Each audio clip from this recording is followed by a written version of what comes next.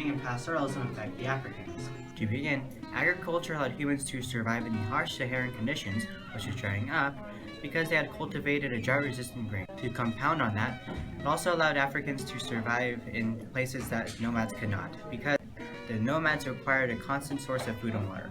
Finally, agriculture allowed the Africans to have a real impact on the world, in spite of the Sahara separating the gold-containing countries. Pastoralism, the raising of animals for food, had a smaller impact than agriculture.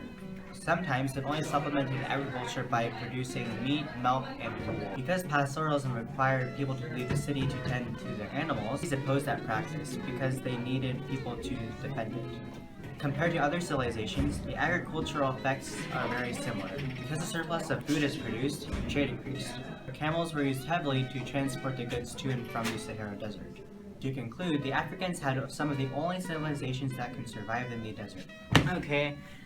Beginning. Start from the beginning. Oh my god, okay. We have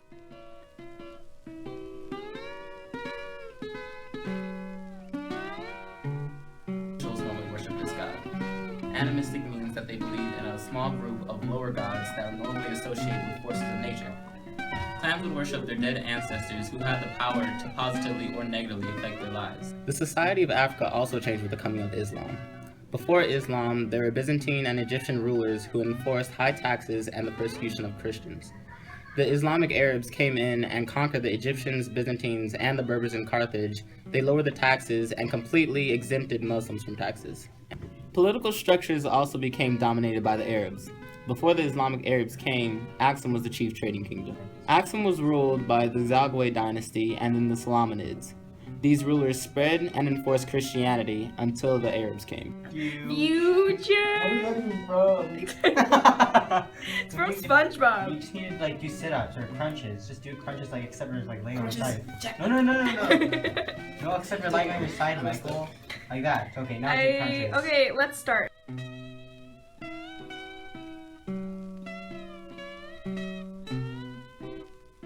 The drying up of the Sahara Desert forced humans to go, to the coast and stuff, but mostly to the Nile River, which we all know, Egypt. Spread culture, like everyone else, spread culture, beliefs. Societies will eventually prosper to become civilizations. Civilizations were called the Luba.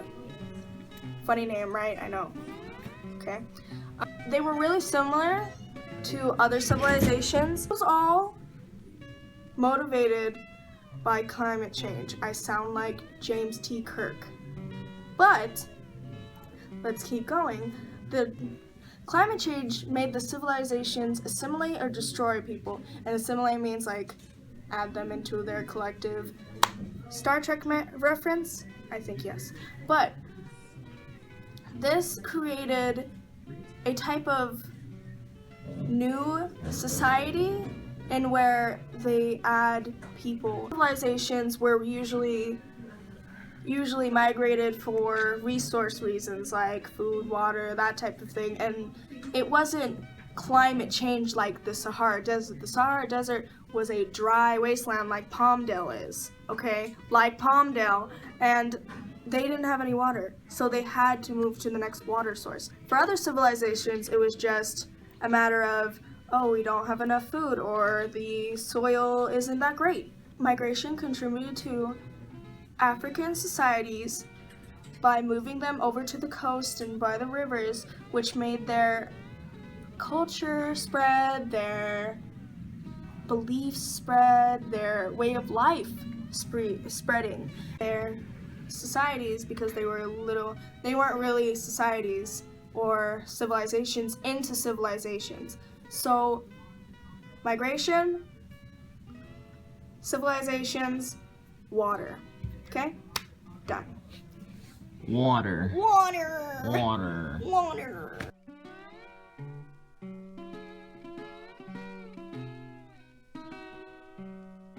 Lineage groups, women, and slavery had a really big impact on now, I'm going to start with women since I'm a woman. Women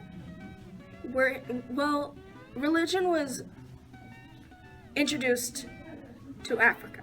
Now, the Muslim faith, it's supposed to be you're all covered up, that type of thing. But in African societies, women didn't really have to be that covered up. It was just kind of and they didn't have to be separated from men that much. It was just they could have brothers, they could have guys that are friends. Women worked in fields because guys were cattle, they were tending to their cattle, and they were going on expeditions to see things, scout for new water supplies, that type of thing. So women didn't really have to mold to that type of submissive woman that doesn't do anything. Really, it was more the opposite, because the society was matrilinear, which means mater means mother in Latin, and it's mother descent. It's a descent from your mother. So the husband would go and live in the mother's wife, that type of thing, or live in the wife's house, that type of thing. And in our society, it's patrilinear. Pater means father descent. So women would live with their husbands, that type of thing. So it was a lot different than our society or any other people's society. African societies differed on various different levels because they were along the coast, the Nile River, they lived along there. So some women had to be, covered up, that type of thing. Some women didn't really have to, but could. Some people didn't. It was just various scenes on Africa. Women are not exactly favored, but they are respected in a type of way.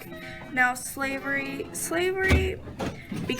came before the English took slaves from South Africa, or Africa in general. They already had slavery before that. Hard to believe. Yeah, I know. It was really just slaves were really just prisoners of war and that type of thing. It wasn't oh, your skin color, that type of thing. I keep saying you're that type of thing. It wasn't because of your skin color, it was more of you're a prisoner of war. Slave. These differences were caused by different views, beliefs, and honestly, it's just because people have different views. Now, I wanted to add this in here. It's not really pertaining to the question at hand, but it's really good to know. Now, there's something called a royal precinct. A royal precinct.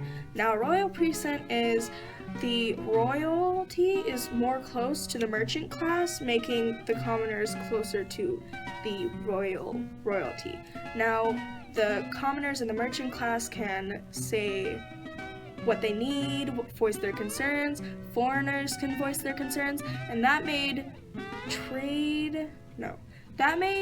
society a lot easier, because in China, for example, the forbidden city or whatever, and just common homes, they were just kind of all together, and that made the merchant class more accessible to the royalty class, and that made more accessible to commoners, to the merchant class, and that just made the economy a lot easier, and it made fixing problems a lot easier.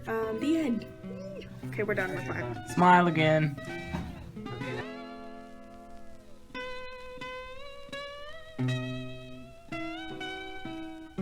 Most commonly known art forms in Africa are probably the wood carvings and sculptures. You see, whenever the artists would make something out of wood, they would cut it out of a living tree, but not before making a sacrifice to the tree spirit. With then that wood, they would use it to make things like headdresses and masks for performers. And so that really showed how like the dances they would do and the performances they would do with those masks and headdresses would show the Africans' understanding and connection with the natural world. And they also use those to give praise to their gods and heroes. So, 13th and 14th centuries, metalworkers in Ife began making bronze and iron statues.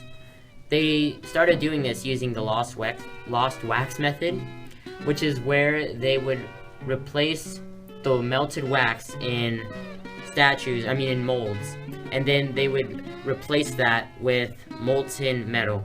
So with those statues, they were able to, decorate parts of their town and use them for various reasons, like in palaces, and that influenced Benin, artists in Benin, West Africa, to start doing that as well. And basically, in Benin, a lot of their requests for those statues were by the royal court. So that would show you how impressive they were, just as impressive as the ones in Ife. Similar to sculptures and wood carving, African music served as a religious function as well.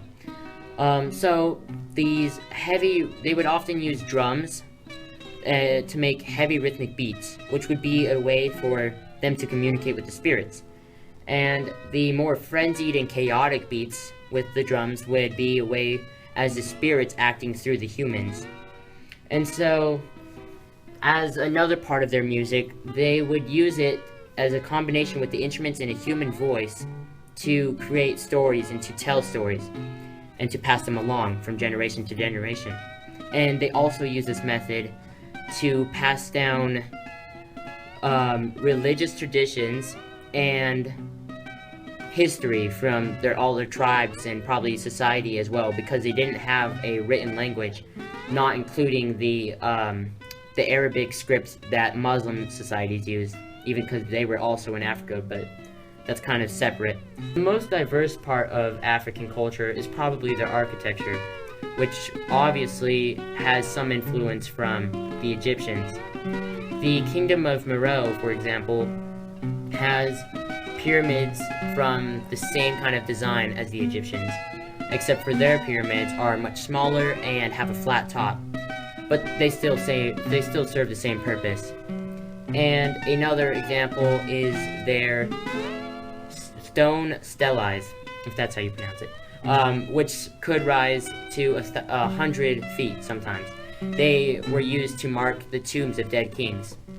And Christianity also had an effect on, some influence on the architecture of the Africans, because once they came into view and, everyone started recognizing that they were there, the architecture started changing from more mud in villages to stone buildings and stone churches, and that kind of just wraps up from all the different influences that were involved with the Africans, kind of show how they affected them as a whole society and how everything has changed from within a few centuries, and shows how easily we are influenced by different countries and continents today.